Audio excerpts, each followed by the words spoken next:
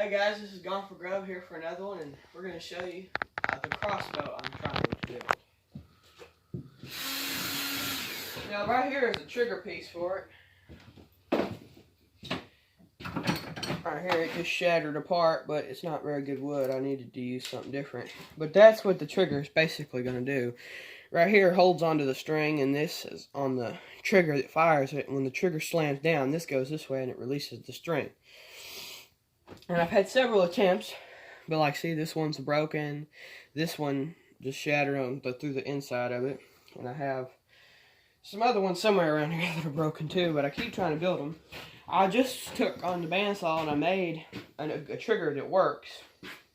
So this trigger is long enough. The problem I was running into, well, here's a trigger that the finger broke off of it. And the problem I was running into is this is too small. This right here is too short. So when you would try to bring the string back to rest it on there, it wasn't enough to grab onto it. And it was just shaving over it, and it was releasing the string when it shouldn't have been doing that. It should have held it on there. But it wasn't doing that.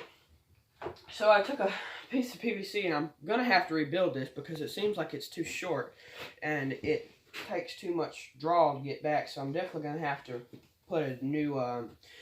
make a new piece of PVC, and I've got this. So when you put your string on here, you would take another string and you would tie another string just like this one that goes over this and ties right here. So when you pull this back, this comes back too, which makes it give it more power for when you're shooting. It makes it a lot more power for it when you're doing that. But this is just a piece of cedar board. I got a piece of board right out there outside that what this looked like before I had started.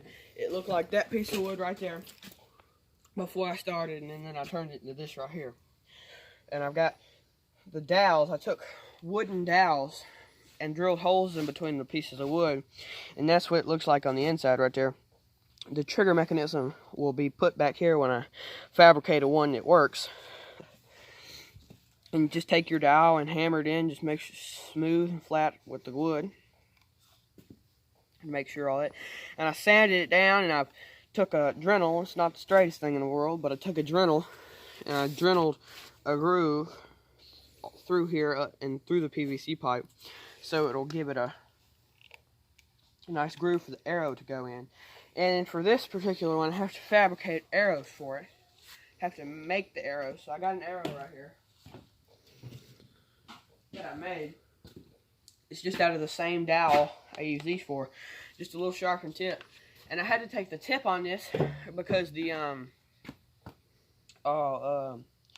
little assembly that goes right here, you have to cut a little hole in it, and then you have to shave this down far enough so it goes up in the hole, so it'll have something to sit on, because it's just a straight piece of wood. So if you shoot it, it'd be rarely that it catches your arrow and goes straight through. So you have to cut a hole and push this up in there when this is in there. So I get it a little broken